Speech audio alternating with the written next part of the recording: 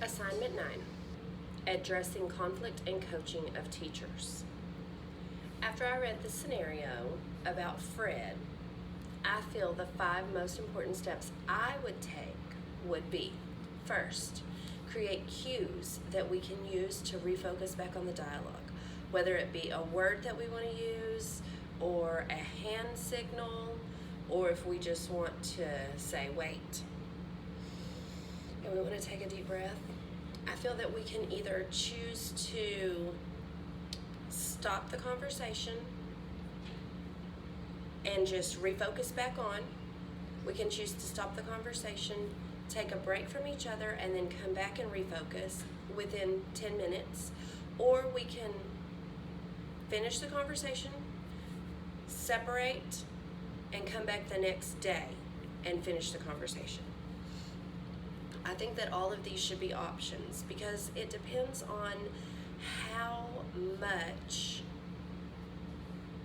intensity is going on between the two of us. I know that he feels strongly in his opinion of teaching, and I feel strongly that we want to teach this way, that we want to lead this way, and I need him to come get on board with us. The second step I would do would be to gather some facts to bring. I would gather as many facts as I could to show him the positives of this process, to show him that this is what's best for the students, and try to get him to see the reason that I'm doing this. I'm not just doing this for me. I'm doing this for the whole campus, for our students and staff to benefit. The next step I would be to use action research to explore our differences.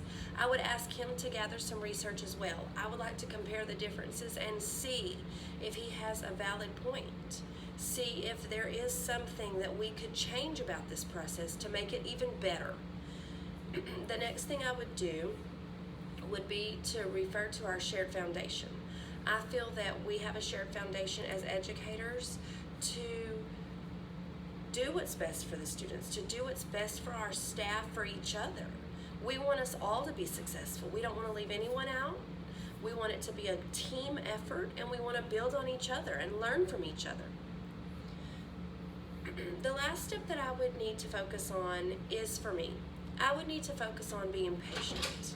I need to make sure that I follow through with listening to him and not forcing him to choose my path, not forcing him to hop in right away. Some of us are able to step into a new program right away and give it 110%, but some of us are not. Some of us need time, and we need to realize that this is the best thing, or we might need time to realize that I'm not comfortable with this, but this is where my campus is going. This is the steps that I need to take to stay here and be focused on my classroom, be focused on my students, share with each other, work as a team. I feel the main outcome I expect to receive from these steps is for Fred to try and collaborate with his team. I expect him to listen to what they have to say, be respectful, and eventually I do expect him to give input.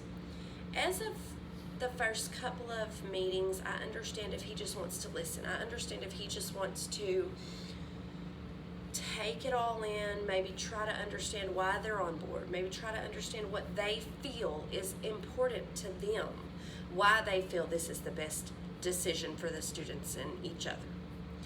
But after a few meetings, I do want him to give input. If he still's not giving input or willing to try anything that they're working towards together, I think I'm going to have to meet with Fred again and tell him, you know,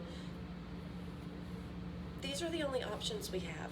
Either I need you to work with your team and give input, or I need you to think about moving to another campus or another district, because our campus is headed this way.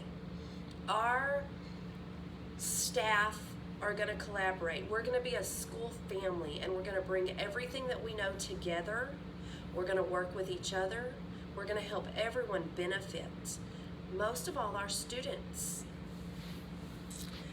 I want Fred to know the positives that have come from this process. I want Fred to know that there are students out there that were having a difficult time learning. They were seeing their teachers being on different ends, but once their teachers started collaborating, once their teachers started coming together and said, you know, this is how we're going to do it as a whole. We are not going to, you do your thing and you do your thing and I have different expectations in every classroom. No, the students need to know that at this campus, we have certain expectations and we expect them to complete these expectations every day. We have expectations for staff, we have expectations for the students, and I have expectations for myself. And I want Fred to know that we are all a family, that we are all going to work together. If he still has concerns, if he still feels that his way's the best way, I feel that some of the things that he does, we could benefit from. Let's pull in what he has to say as well.